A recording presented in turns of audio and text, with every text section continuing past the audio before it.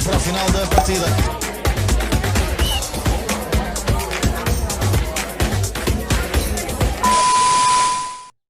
Olá a todos, sejam bem-vindos a mais um vídeo do Falso 9, principalmente se é o vosso primeiro vídeo que estão a assistir. Nós hoje vamos tratar do assunto da Superliga, que foi o tema mais falado ultimamente nesta semana, principalmente, e é um tema que vai ainda dar muito que falar devido às suas futuras consequências. Eu vou passar primeiro a bola ao Vítor, porque ele vai querer dar assim um primeiro contacto convosco acerca do tema da Superliga. Vítor, o que é que tens a dizer? É assim, eu acho que, claro que se está a falar muito da voz dos adeptos que tem no mundo do futebol. Eu acho que isto vem um pouco a provar que os adeptos não têm assim tanto poder.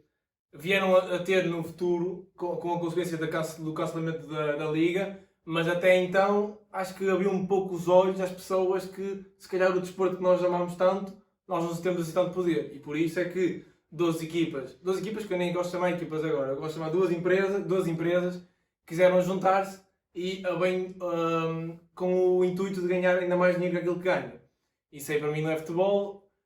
Felizmente os adeptos uniram-se, quando digo adeptos, digo jogadores, que também são adeptos, e os treinadores também são adeptos. Toda a gente se uniu a prol da competição, do desporto, que acho que isso foi bonito e é a única coisa positiva que eu vejo, para além de ser cancelado. É assim, eu quanto a essa parte de achar que os adeptos não têm tanto poder como se pensava, eu discordo assim um bocado. Porquê? Eu acho que essas empresas é que pensavam que os adeptos não tinham tanto poder, Sim. mas afinal eles têm mais poder do que o que pensam, porque se não, os adeptos é que fazem movimentar o dinheiro no mundo do futebol. Claro, No mundo do futebol e pá, a população no geral também no mundo é quem faz movimentar o Sim, dinheiro. eu acho que eles viam os seus adeptos como clientes. E eu acho que eles são mais do que clientes. Eles são pessoas que são interessadas no clube em si. Há clubes que até fazem parte das ações do próprio clube. Há clubes que não, que acho que até podemos falar isso mais à frente, que é uma coisa que eu defendo, que é 51%, e agora já está a falar muito em Inglaterra, que eu estou a tentar fazer, que é 51% das ações do próprio clube, tem que ser, do clube, da SAD, têm que ser detidas pelo clube. Ou seja, pelo presidente, que é eleito pelos adeptos. E assim faz com que coisas destas já não consigam acontecer, porque imaginemos que todos os clubes que aderiram a esta liga tinham essa regra implementada dos 51%, ou seja, maioria absoluta das ações detidas pelo próprio clube. Esta liga já não ia avante, porquê? Porque já tinha que ser aceita em Assembleia Geral do clube, os sócios tinham que aprovar e isso já não ia avante. Acho que para mim, este problema, essa resolução, resolvia muitos dos problemas que existem no futebol e muitos dos problemas que, infelizmente, têm envolvidos com dinheiro. Não sei o que é que tu achas, Rico. Eu também concordo contigo, desde já também cumprimentar os nossos ouvintes. Também concordo com aquilo que o Frei tinha dito, de que os adeptos têm demasiado poder no mundo, nesta indústria do futebol. Não é demasiado, não é demasiado. É, mas tem demasiado no é bom que tem o sentido. poder. Aliás, Tem eu acho poder. que não tem poder. O futebol é dos adeptos, ponto. Eu acho que isso foi por comprovado. Sim. Porque sem adeptos não há futebol. É ponto assente. Porque eles vão ganhar dinheiro porque os adeptos vão, compram as camisolas, vão aos jogos, pronto. Isso aí acho que é ponto assente. E lá está, são os adeptos do Real Madrid que hoje podem chegar, que o clube hoje pode chegar a um nível de ter um presidente medíocre que tenta criar uma liga destas e convencer outros 12, se não estou em erro, clubes a também associarem-se a eles. Para mim, sinceramente, isto, para além de uma vitória para os adeptos, foi uma derrota para o Florentino Pérez, e que eu vi com bom grado essa derrota, porque é um presidente que não só pela forma como está envolvido em termos tanto internos como externos ao nível do clube, de desacatos ou renovações de jogadores, ou também tinha-se falado... Já não era uma pessoa bem vista nos olhos. Bem vista, sim. Na altura também, quando saiu o Ronaldo, dizia-se que era por motivos das relações pessoais com o presidente. Pronto, lá está, são pessoas tal como ele, outros, como o presidente do Manchester United, também era uma pessoa que eu não tinha essa ideia acerca dele, mas tal como o do AC Milan, Manchester City desta vida, Chelsea, entre muitos outros, que nunca imaginei clubes que sempre deram prioridade a competições europeias como a Champions e que têm registros históricos ao nível delas, associarem-se a uma liga destas. Agora, a pergunta que se coloca é, e também respondemos a essa pergunta que foi feita também por esses clubes que estavam lá implementados, que é: vocês acham, por exemplo, aquilo que disse o Florentino Pérez, que é hoje em dia os jovens de menos de 20 anos, se não estou em erro, já não conseguem ver um jogo de futebol até ao fim, que até se pensava que tinha que se diminuir o tempo. Vocês acham que concordam com eu isso? acho que aí está-se a colocar a questão errada. Porque está-se a partir do pressuposto que todos os jovens, dos 15 até aos 20 anos, têm que gostar de futebol. O futebol não é uma coisa que se tem obrigatoriamente que gostar. Isso é que está a tornar, está-se a tornar mais assumida, está toda a gente a consumir futebol, está a ser muito saturado. O futebol é feito para aqueles que gostam de ver futebol. Não, imaginemos, tens um jovem, uma criança que não gosta muito de ver futebol. O problema não está no jogo, porque o jogo tem 150 anos de história. Não é agora, passado tantos anos, que se vai mudar ou que se decidiu que os adeptos não gostam. E tem pessoas que gostam. Agora, acredito que a maioria das pessoas, ou a maioria dos jovens, não veja jogos porque acham que mas sim, não há problema nenhum. E ainda bem, porque há outras modalidades que Claro, não precisam de assistência. o futebol não é feito e está-se a cair um pouco nesse erro de achar que o futebol tem que ser visto por toda a gente. Não, o futebol é feito para quem gosta de futebol. Vai haver sempre alguém quem não gosta, vai haver sempre pessoas que preferem ver os highlights e não gostam muito de ver o jogo por completo. Ainda por cima agora com as redes sociais existe uma facilidade de acesso a qualquer tipo de jogos, mas acho que o futebol foi feito para quem o ama. Quem não o ama não é obrigado a gostar. E acho que e ficou provado, acho que os presidentes destes clubes não o amam. Só de pegar aí uma coisa que tu disseste, que até podemos alavancar para outro tema, dentro deste super tema da Superliga, eu acho é que a partir deste momento agora olho para uma questão como o Manchester United, como o Liverpool, como o Barcelona, que são clubes com alguma história, algum propósito, que defendem algum propósito, algumas coisas, que está a ser posto um bocado, a meu ver, agora a partir de agora um pouco em causa. Como é que agora nós vamos olhar para o futuro do You Never Walk Alone?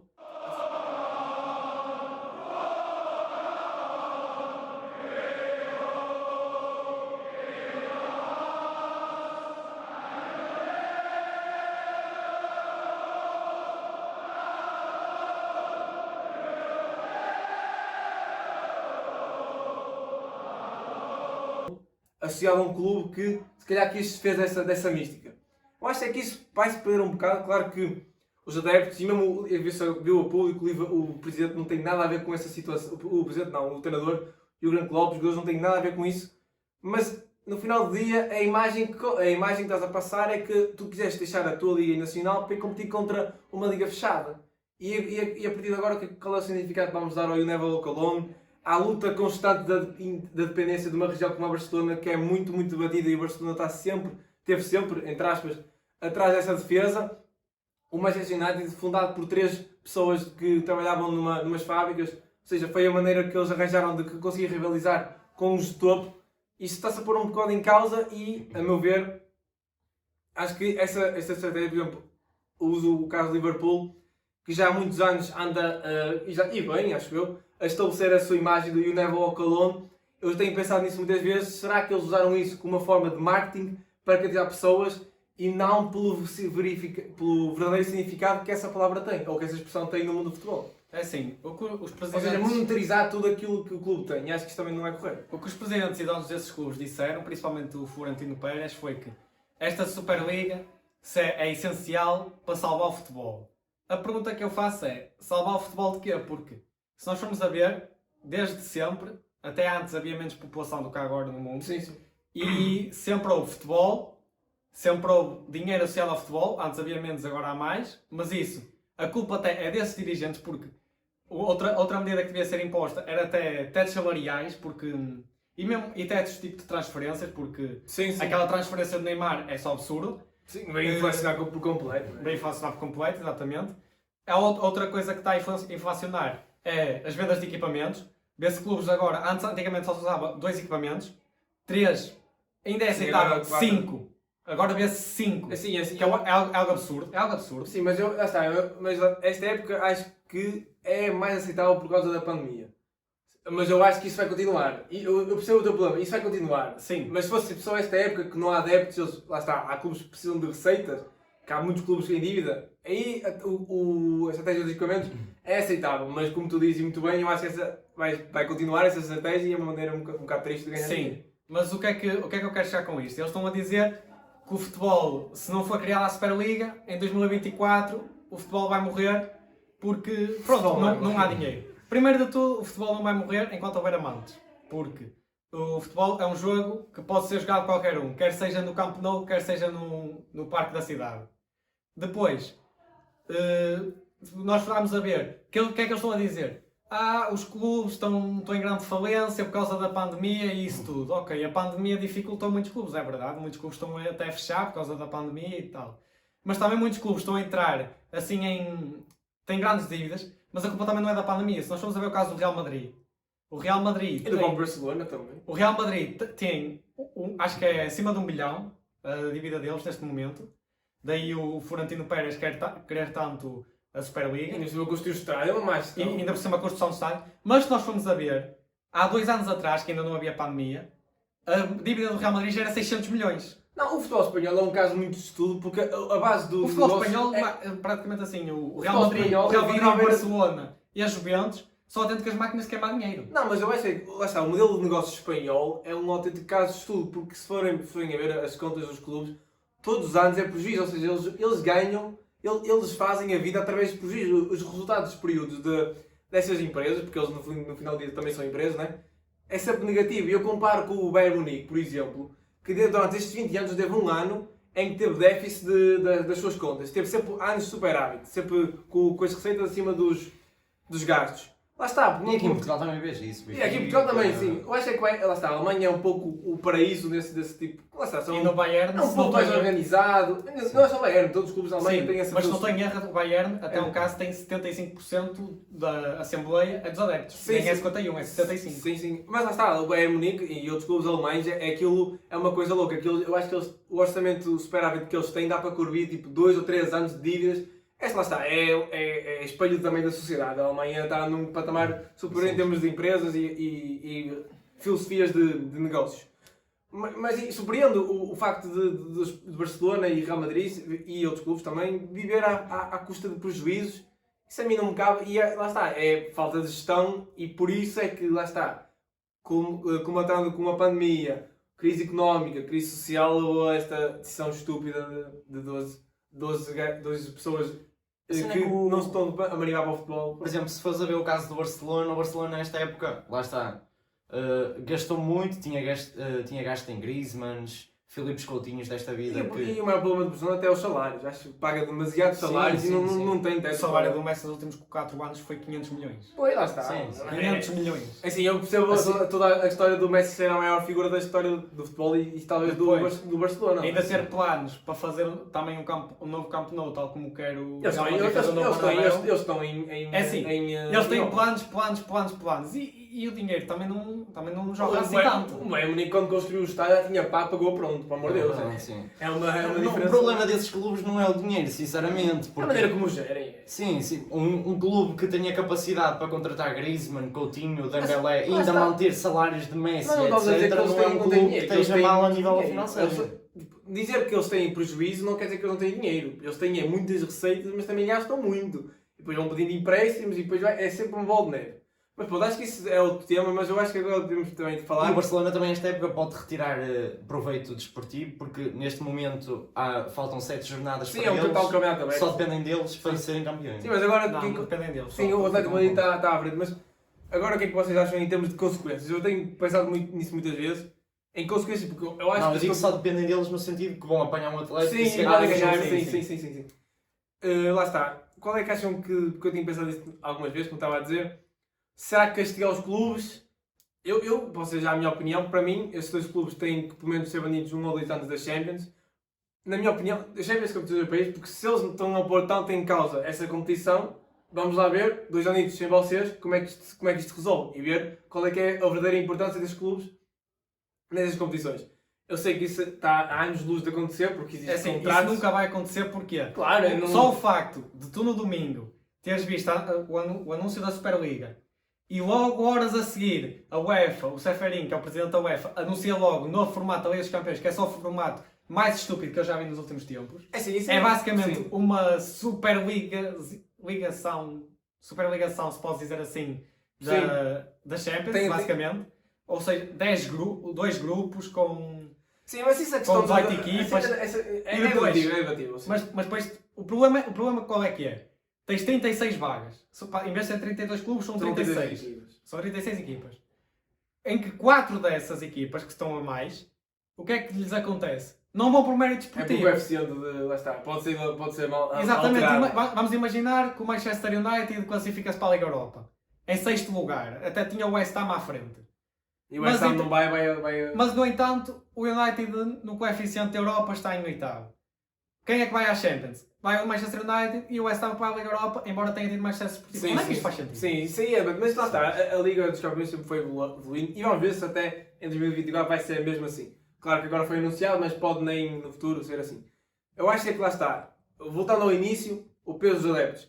Eu acho que isto deu uma prova que os adeptos têm assim grande peso e deixa assim um recado para as pessoas, para os adeptos de futebol. Quando o vosso clube subir demasiado os preços dos bilhetes, usar horários completamente absurdos, de jogos às 11 da noite, jogos às 9, a uma quarta, quinta, dias de trabalho, não assistem aos jogos, não vão aos jogos, porque sabemos que nós temos poder dentro do futebol. Se nós conseguir eliminar uma das maiores aberrações e dos maiores projetos no futebol, acho que ficou provado que os adeptos têm poder e conseguem, se nós nos unirmos e formos contra uma causa, como é bilhetes absurdos em jogos completamente ligados ao dinheiro, ter, por exemplo, a final da Liga dos Campeões com apenas 25% dos bilhetes direcionados a adeptos desses clubes, o resto é para patrocinadores, para pessoas ligadas ao dinheiro, lá está, isto tudo já é à volta do dinheiro, ou seja, este acontecimento veio levantar o véu a muito do tóxico que existe no futebol e acho que é uma boa mensagem que nós devemos passar aos nossos adeptos. E a principal luta dos adeptos nem vai ser contra essas duas equipas que já foi. A principal luta vai ser mesmo contra a UEFA e contra a FIFA. Sim, a UEFA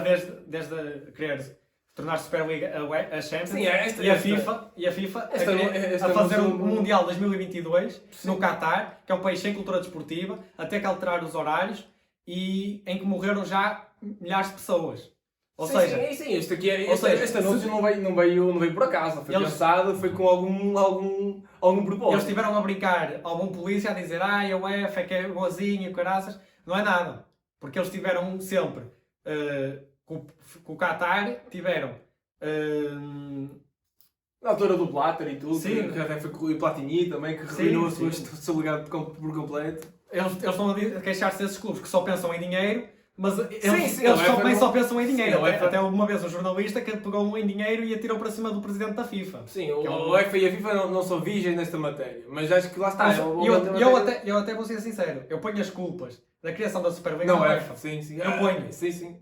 Lá está, foi ela que proporcionou isto chegar a este ponto. Porque, como é que tu pagas apenas 200 milhões ao campeão da Liga dos Campeões, não é 200, é 100, e tu só por participar pagas 300 milhões à Superliga, sendo que a UEFA consegue originar muito mais receitas para originar a UEFA. Digo já aqui, a UEFA é dos maiores negócios do mundo. Porque é que toda a gente sabe? É que só é a Europa, a região da UEFA é só a Europa. Ter as receitas de milhões de euros que tem, eu considero dos melhores negócios que existem no mundo. Como é que toda a gente sabe o salário de presidentes de clubes e jogadores e isso tudo, mas ninguém sabe salários de membros da UEFA e presidentes da UEFA? Eu acho que é um tema que ainda tem muito para ser debatido. Nós vamos ficar por aqui para o vídeo não se alongar muito. Nós esperamos que vocês tenham gostado. Entretanto, não se esqueçam de subscrever se forem novos no canal. Também deixem like que ajuda bastante e comentem o que acharam. E fiquem bem.